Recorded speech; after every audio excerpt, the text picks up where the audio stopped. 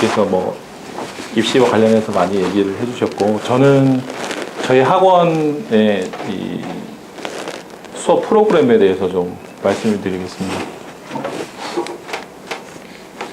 우선은 기본적으로 저희 최종 목표는 수능입니다. 그래서 그 수능의 국어 영역은 어떤 식으로 대비를 해야 되느냐라는 건데, 밸런스 유지라고 하는 걸 꼭 좀 기억을 해주셨으면 좋겠습니다. 예전에 저나 어머님들께서 이렇게 학교에서 공부하실 때 국어하고 좀 많이 다릅니다. 제가 학력고사 마지막인데요. 학력고사하고 수능하고 좀 많이 다르죠. 일단 기본적으로 세 개의 영역으로 나눕니다. 뭐 문학 독서, 그 다음에 화작문 이런 식으로. 예전에 수능은 화작문 부분이 많이 좀 약했었는데, 수능의 화작문 부분에 좀 비율이 많이 높아졌습니다. 그래서 세 개의 밸런스를 잘 유지를 해야 된다는 말씀이고요. 그 다음에 각 영역별로 좀 차별화해서 학생들이 공부를 해야 될 것 같습니다.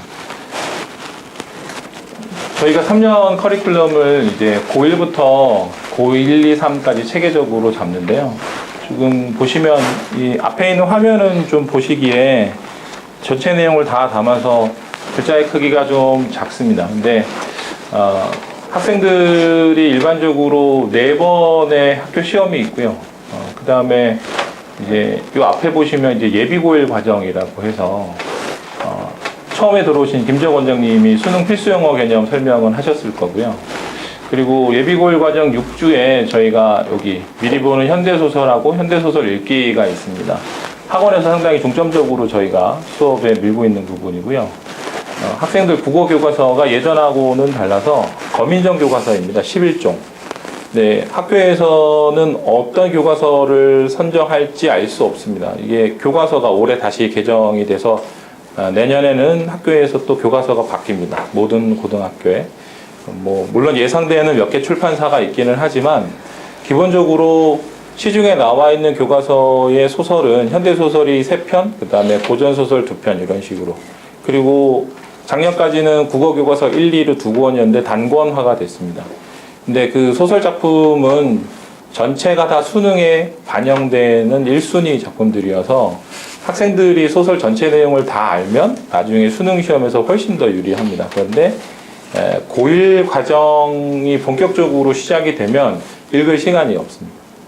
그러니까 매번 소설 수업을 하면서 학생들한테 가장 큰 문제는 뭐냐, 이 장면이 다음 장면하고 어떻게 연결되는지를 몰라서 학생들이 틀리는 경우도 있고요. 소설의 전체적인 내용을 알면 어떤 소재에 대한 상징성 같은 것들도 쉽게 캐치가 되는데, 지문은 딱 1300자짜리 지문 하나만 나오죠. 근데 학생들은 거기만 읽고 문제를 풀어야 되지만 전체 내용을 다 알면 훨씬 더 유리합니다.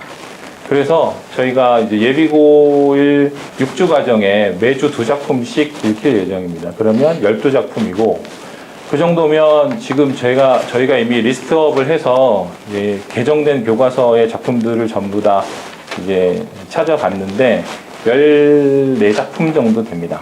중복되는 작품을 제외하면. 그 중에 한 번도 교과서에 실리지 않은 2작품은 저희가 뺐습니다. 그 2개의 작품은 아마 모의고사에서나 수능시험에 나오기는 어려울 겁니다. 왜냐하면 최근에 작가들의 작품의 경우에는 평가원에서 수능에 안 냅니다. 왜냐하면 아직 문학적인 판단이나 평가가 완료된 작품이 아니어서. 그렇기 때문에 저희가 아까 말씀드린 대로 이 시간에 학생들이 읽는 걸 이제 매번 물론 집에 책이 있으면 좋은데, 책이 없는 학생들을 위해서 저희가 이제 프린트본으로 줄 겁니다. 저작권 문제도 좀 있고 해서요. 근데 어머님들께서 처음에는 왜 굳이 예비고1 과정을 하냐, 여기 그냥 안 하고 바로 넘어가면 빨리빨리 선행을 하고 좋은데, 근데 제가 보기에는 적어도 소설 부분에 있어서는 앞으로 장기적으로 수능을 대비한다고 하면 이 시기가 가장 중요할 것 같습니다. 그리고 여름 과정에서도 저희가 다시 한번 현대소설 읽기를 합니다. 이 부분은 고2 문학교과서에 실리는 작품들인데, 이거 끝나고 나면 2학년으로 넘어가서는 이제 고전소설을 읽힙니다. 방학 때마다. 어떤 부모님들께서는 아이들 책 읽는 게 너무 좋으셔서 정규 과정에도 넣었으면 하는 어머님들도 계시는데 그건 사실 학생들한테 너무 버거운 부분이라 힘들고요. 그 다음에 여기 보시면 수능 기출 독서 기초 다지기라는 게 있습니다. 학교의 선생님들한테 제가 만약에 학교 선생님들하고 대화할 일이 생기면 제일 이제 불만이 큰 게 여기입니다. 독서가 흔히 이제 비문학이라고 하는 부분인데 학교에서 수업을 안 합니다. 저도 제 친구들 중에 이제 학교에 있는 친구들이 많은데 가끔 이제 뭐 동창회나 이런 데서 만나면 제일 이제 나중에 처음에는 그냥 오랜만에 만나니까 안부를 묻고 하다가 나중에 이제 서로 이제 뭐 술 마시고 뭐 이렇게 하다 보면 이제 서로 욕하게 되죠. 저는 사교육에 있고 이제 친구들은 공교육에 있고 하니까 뭐 학원 때문에 학교가 안 된다. 뭐 보면 저는 고맙다. 그래서 우리가 잘 되고 있다. 니네 때문에 뭐 이런 얘기도 하는데 학교 선생님들이 독서 비문학 쪽은 1학년 때는 일단 안 건드립니다. 근데 이제 모의고사에는 나오죠. 1학년이 3월, 9월, 11월에서 3번 모의고사 보는데 그때에도 빠짐없이 나오지만 학교에서는 전혀 다루지 않고요. 2학년 올라가면 이제 2학년의 교과도 내년에 교과서가 바뀌기는 하겠지만 크게 달라지지는 않을 겁니다.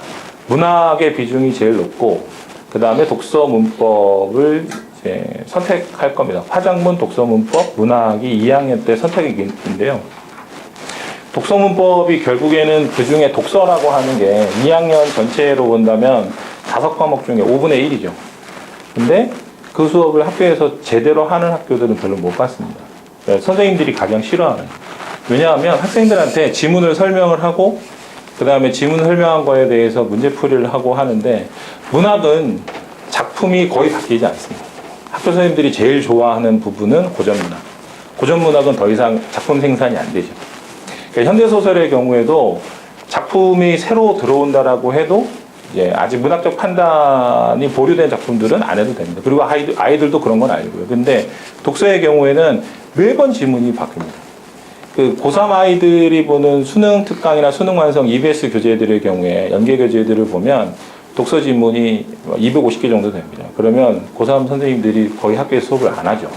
아이들 보고 풀어라 라고 하고 질문 받고 이런 식으로.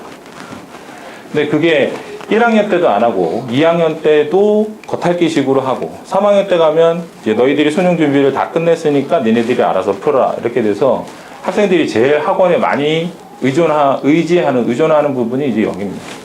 이 부분을 저희는 1학년 때부터 수능 기출을 가지고 할 겁니다. 아주 어려운 지문을 하는 게 아니고 독서, 비문학을 어떤 식으로 공부해야 되는지를 예비고일 6주 과정에 하고 그리고 1년 커리에 계속 쭉 반영을 합니다.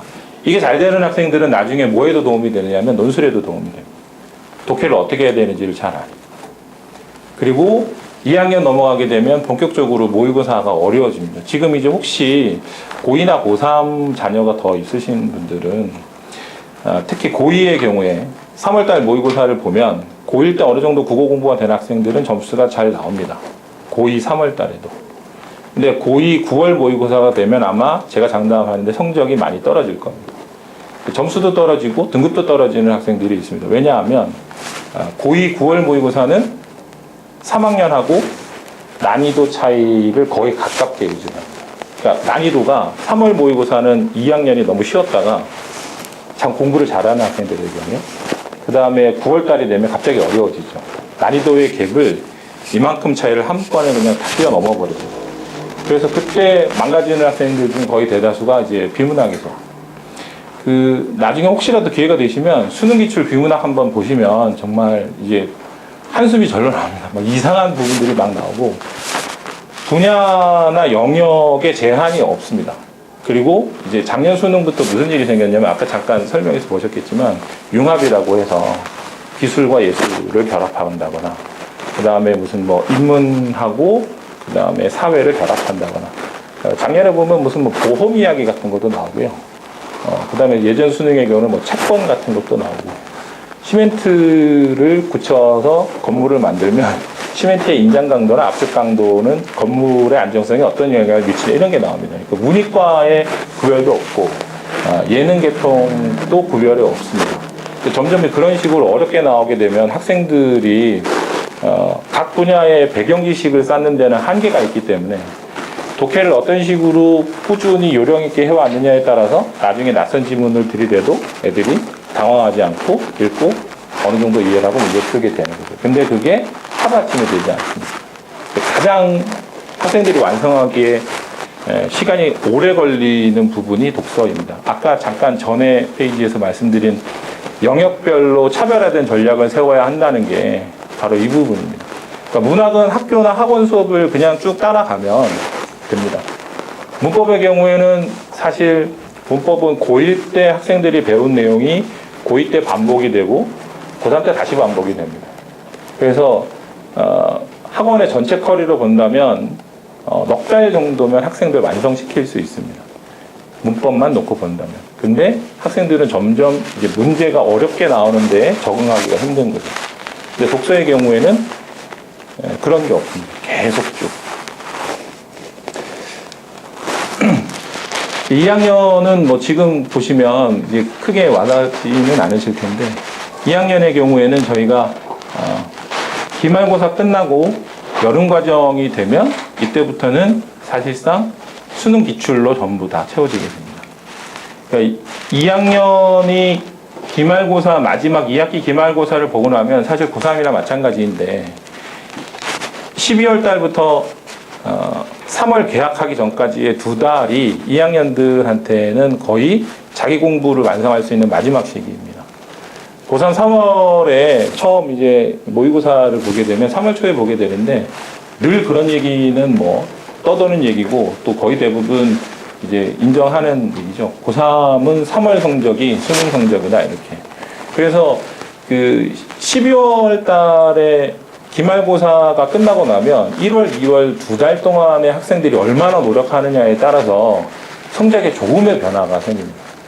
조금의 변화. 근데 그 조금의 변화 이전에 그때 제대로 해두면 적어도 기출 문제들이 어떤 식으로 출제되고 그 다음에 거기에 대해서 어느 정도 훈련이 되면 아주 고3으로 넘어가는 걸 부드럽게 넘어가죠. 그 과목별로 학생들이 분명히 자기가 약한 과목이 있을 겁니다. 뭐, 나는 수학, 나는 영어, 영어는 좀 아무래도 부담 좀 줄었죠. 나는 탐구 영역 이렇게. 근데 국어를 잠깐 놔야지 하는 학생들이 생각보다 많습니다. 아까도 말씀드렸지만 11월 죄송합니다. 고2 3월 모의고사 성적이 어느 정도 나오면 일단 국어는 보려.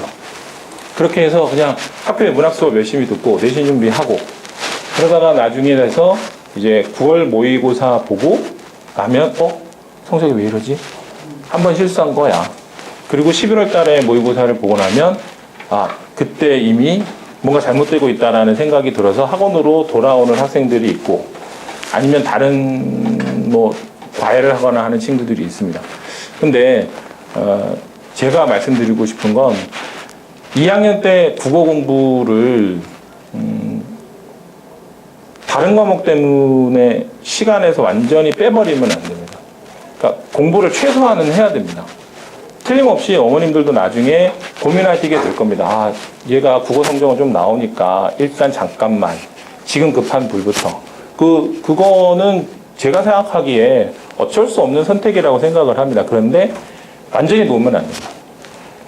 학생이 틀림없이 자기 주도적으로 공부 계획을 세워서 10분 단위로 혹은 30분 단위로 공부하는 학생은 아마 없을 겁니다.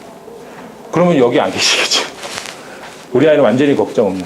제가 이제 좀 늦어서 내년에 아이가 초등학교 입학합니다. 나중에 사실은 제가 상담 전화를 하게 되면 갑자기 한숨을 쉬고 어머님 근데 초등학교 들어가면 어떻게 되나요를 물어볼 수도 있을 겁니다. 사실 저 하나도 모르거든요. 초등학교는. 근데 고등학교 2학년의 학생들 중에 자기가 정말 이게 30분 단위로 계획을 세워서 공부하는 친구들은 거의 못 봤고요. 한두 명씩 있기는 합니다. 그런 친구들이. 나가시다 보면 저희 영상 하나 나올 건데 세화여고 다녔던 학생이거든요. 걔는 보면 국어학원을 자기가 다니는 학원의 유일한 학원. 근데 그럼 너 국어학원 왜 우리 학원에 왜 다니니라고 물어본 적이 있어요. 그 학생은 고2 때 이렇게 데스크에 제가 이렇게 수업 들어가려고 이렇게 했는데 와서 선생님 저 모의고사 잘 봤어요 라고 성적 자랑을 하더라고요. 한 번도 그런 적이 없었는데 몇 점이야? 400점이요. 다 맞았다니까. 11월 달에 고2 모의고사 전과목 딱 한 번 성적 자랑했었는데, 근데 물어보니까 학원을 왜 나오니? 라고 했더니 최소한의 국어 공부를 유지하기 위해서. 그러니까 자기가 혼자 최신의 정보를 얻어야 되는 시간, 그 다음에 이 문제를 이렇게 풀어야 된다라는 요령을 습득하는 시간을 자기 혼자 하면 더 많이 푼다는 거죠. 그러니까 어느 정도 성적이 나오는 학생이기는 하나 자기가 학원에 와서 집중해서 4시간 수업을 듣고 그 다음에 학원에서 주는 숙제를 푸는 시간으로 일주일의 국어 공부는 그걸로. 그러니까 그 정도는 계속 유지를 해줘야 됩니다. 그러니까 완전히 물론 이제 저의 이 얘기 속에는 저희 학원을 보내십시오라는 말도 깔려있기는 하지만 어느 학원이든 선택을 하셨으면 아이가 국어 공부를 완전히 놓게 하시면 안 됩니다. 특히 고2의 여름방학부터 시작해서 겨울방학 전까지. 그때가 어떻게 보면 전체적인 수능 성적을 유지하는 데 있어서 가장 핵심적인 시기입니다. 3학년 때가 되면 일단은 겨울방학 동안은 저희가 총정리를 한번 합니다. 그러니까 이 기간에 저희가 총정리를 하는 이유는 수능 연계 교재인 EBS 교재가 1월 중순에 나옵니다. 그리고 그 수능 연계 교재가 수능 특강이 이제 3권인데 보시면 깜짝 놀랄 만큼 두께가 이 정도 되는데 그게 국어만 3권이고요. 각 과목별로 하면 12권에서 15권 정도 됩니다. 학생들이 그걸 다 소화를 해야 되는 거죠. 근데 최근에는 연계율이 많이 떨어져서 수능 특강 3권, 그 다음에 마지막에 수능 완성 4권 해서 그 4권의 책이 수능에 반영된다라고 하지만 문학의 경우에 한 2작품 정도, 비문학에는 0.5. 0.5라는 얘기는 이제 지문 전체를 보면 반 정도 걸린다는 얘기죠. 그래서 학생들이 이거 안 해야 되는데 뭐 하기 싫은데 근데 학교에서 그걸 내신에 반영을 합니다. 고3 내신이 1학기 때까지는 어마어마하게 중요하죠. 그래서 학생들도 울며 겨자 먹기로 해야 되고 학교에서는 진도 그 시험 범위 진도를 엄청나게 길게 잡습니다. 비문학의 경우에 한 30지문 정도. 그 30지문 학생들하고 하려고 하면 1시간에 3지문 걸리거든요. 그리고 문학작품의 경우에도 비슷하게. 그리고 문법은 전범위 다 이런 식으로. 근데 그거를 저희들이 최대한 빨리 학생들도 거기에 계속 붙들고 있을 수는 없고 기출문제도 보고 좀 더 어려운 모의고사도 풀어보고 해야 되거든요. 그렇게 해서 이제 아까 말씀드린 대로 여기 2과정부터 시작해서 파이널까지는 일단 기본은 EBS 교재로 가고요. 그 다음에 문학, 문법, 비문학으로 해서 저희 별도 교재 나가고요. 그리고 과제로 모의고사를 물론 고1도 계속 줍니다. 매주에 모의고사 하나씩 45문제. 그거는 시중의 사설 모의고사 위주로 나가게 될 겁니다. 왜냐하면 학생들이 기출문제들의 경우에 거의 대부분 풀어가요. 그래서 풀다가 이거 풀어본 건데요 라고 하게 되면 학생들 점수를 저희가 이제 정확하게 낼 수 없습니다. 좀 이따가 설명을 드리겠지만 숙제로 주는 모의고사를 저희가 계속 이제 점수를 내서 누적을 합니다. 그래서 어느 부분에서 얼마만큼의 성적 변화가 있는지. 성적이 심하게 떨어지는 학생들은 딱 2가지죠. 공부를 안 하거나 아니면 숙제를 엉터리로 하거나. 학교에 모의고사 보면 2등급 나오는 친구가 학원 모의고사가 5등급 나오면 대부분 걔네들은 숙제를 엉터리로 하는 거죠. 국어학원이 영수학원처럼 숙제를 욕심내서 많이 줄 수 없습니다. 그러니까 저희들이 아까 뭐 영역별 밸런스가 중요하다고 해놓고 국어의 숙제를 산더미처럼 줘서 다 해봐라 라고 하면 아이들이 정말 숨 쉴 시간도 없거든요. 그러니까 최소한이지만 최대한의 효과를 낼 수 있는. 근데 제가 생각하기에 가장 좋은 건 모의고사 문제들을 꾸준히 풀어보는 거예요.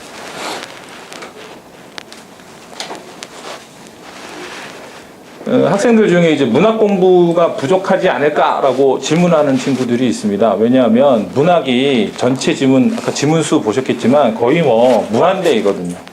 그래서 어떤 학생들이 이제 실제로 이런 식으로 물어보는데 저희가 문학의 커리큘럼이 고1부터 시작해서 고2 여름방학 때까지 이미 교과서에 있는 건 다 훑어보게 됩니다. 그래서 거의 안 보이시죠. 고1 문학교재의 과정별 작품 목록이 이 정도 됩니다. 굉장히 많습니다. 그래서 고1 교과서에 나오는 작품뿐만 아니라 고2 거기 아마 없을 것 같은데요. 안 보여서 저희가 안 실었습니다. 학생들의 그 과정별 교재의 문학 작품들이 이 정도 되고요. 그리고 이제 고2에 가게 되면 또 이만큼 많습니다. 그러니까 문학 공부가 모자란다라고 하는 거는 걱정하지 않으셔도 되고요. 그 다음에 이제 아까 말씀드린 모의고사입니다. 모의고사의 경우에 학생들한테 나눠주면 일단은 80분 동안 자리에 앉아서 집중도를 유지하면서 푸는 게 가장 중요하긴 합니다. 그런데 아마 중학교에서 고등학교 올라오는 친구들은 그게 힘들 겁니다. 그래서 그게 힘든 친구들의 경우는 저희가 세 파트로 끊어서 하라고 하기도 하고요. 그 다음에 지속적으로 해야 되는 이유가 이걸 꾸준히 하는 학생들의 경우에는 꾸준히 하는 학생들의 경우에는 나중에 실제로 모의고사 성적 유지가 굉장히 잘 됩니다. 제가 빨리 끝냈어야 했는데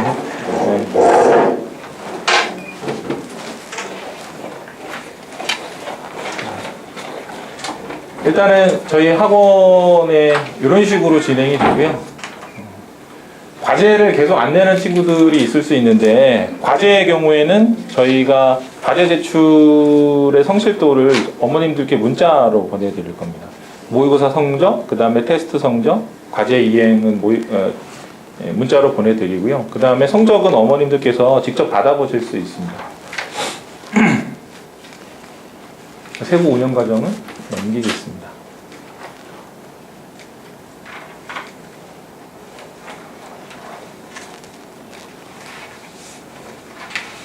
이런 식으로 저희가 성적표가 나가는데요. 성적표에 보면 각 영역별로 다 세분화해서 점수를 매겨놓고 코멘트가 나갔기 때문에 그거 보시면 어머님들께서 아이의 성적의 변화가 어떤지 확인하실 수 있고요. 그 다음에 이제 궁금하신 게 내신일 텐데 일단 학교별로 저희가 내신 수업 진행을 합니다. 아마 대치동이나 이런 쪽에 보내면 우린 니네 학교 내신은 안 해라고 해서 돌려보내는 학원들이 있을 겁니다. 근데 저희는 일단 학원에 보내주시면 학교별로 내신 진행을 합니다. 뭐 교과서가 같으니까 5개, 6개 학교 묶어서 이렇게는 안 하고요. 네. 적어도 많으면 분반하고요. 많아서 분반하게 되면 레벨별로 나눌 겁니다. 그런데 명수가 적은 학생들의 경우에는 레벨별로 나누기는 어렵고요. 3시간 수업을 하고 그 다음에 범위에 따라서 4배 이상 될 수도 있고요. 학교에 따라서는 더 길게 갈 수도 있습니다. 그 다음에 기출문제는 반드시 저희들이 분석을 하고 학원 자체에 내신교재가 있는데 내신교재 저희가 하고 나서 따라하는 학원들이 몇 개씩 생겼습니다. 굉장히 자세하게 꼼꼼하게 만들었는데 그 교재를 학생들한테 이렇게 내신 때 줬더니 어느 학원에서는 그거를 학생들한테 또 따로 입수를 해서 뭐 이렇게 시도하려고 한 것 같은데 제 생각에는 아마 안 될 겁니다. 저희는 저희만 있는 게 아니고 근원이 이렇게 흩어져 있어서 거기 소속되어 있는 선생님들이 이렇게 맡아서 분야를 나눠서 하거든요. 근데 한 학원에 4-5명 선생님들이 할 수 있는 분량은 그건 절대 아니고요.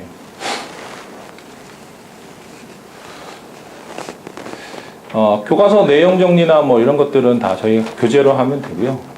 이런 식입니다. 관동별곡 굉장히 익숙하시죠? 네, 요새도 나옵니다. 학생들이 타임머신 타고 가서 옛날 사람 중에 없애버리고 싶은 문학작가 물어보고 1순위입니다. 정철. 원수라고.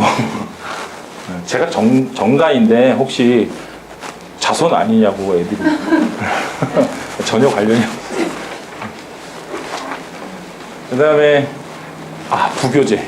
네, 학교마다 부교재들이 특히 저희 바로 근처는 아닌데 한대부고 같은 학교 시를 내신 시험에 한 50편 정도, 교과서에는 3편 나오는데 부교재는 한 50편 정도 이렇게 주고 하거든요. 그럼 그 부교재는 어떻게 하느냐, 또 고2 학생들의 경우에는 선생님들이 이제 욕심을 내서 고3의 EBS 교재를 가지고 시험을 냅니다. 그래서 저희들은 또 그 부교재도 당연히 다 준비를 해줘야죠. 이게 올해 수능 특강에 나왔던 고3 학생들의 비문학 질문입니다. 빛의 속도를 측정하는 방법 이렇게 해서. 근데 그거를 고2 학생들한테 학교에서 이제 시험에 낼 거야 하고 주고서 어떤 식으로 수업을 했냐고 물어보니 너희들이 연구해서 나와서 발표해라. 학생들 보고 발표 수업을 시키고 선생님이 그걸 시험에 낸 거죠. 근데 발표 수업을 준비한 학생은 잘할 수 있습니다. 근데 발표 수업을 그 지문 준비를 안 한 친구들은 모르죠. 선생님이 나와서 설명을 해주시면 어느 정도 듣고 이해를 할 텐데 결국 이제 학생이 자기 혼자 공부를 해야 되는데 이제 이런 식으로 저희가 지문 정리를 다 해서 수업을 하고 학생들이 다시 정리할 수 있도록.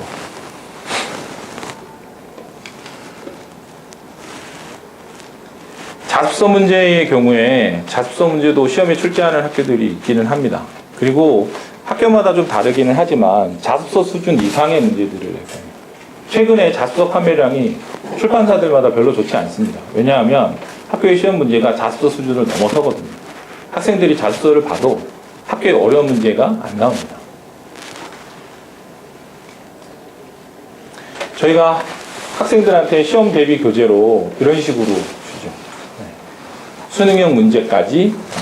수능형 문제라고 하는 것들은 어떤 경우냐면 문법이라고 한다면 지금까지 나왔던 고3, 모의고사 문제들 중에서 학생들이 풀어볼 만한 문제, 학년별로 또 다르겠죠. 고1 학생들한테 고3 수준을 바로 주면 안 되니까.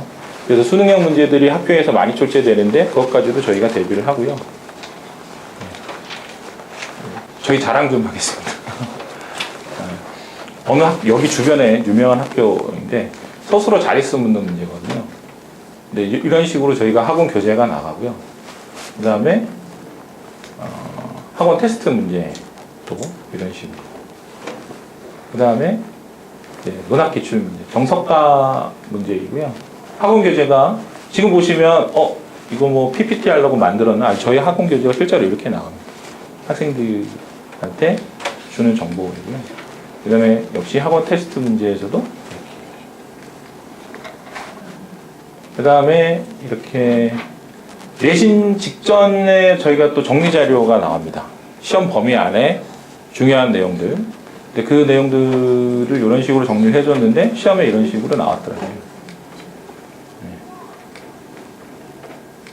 제가 말씀드릴 건 이제 죄송합니다. 시간을 너무 많이 끌어서 혹시 질문 있으시면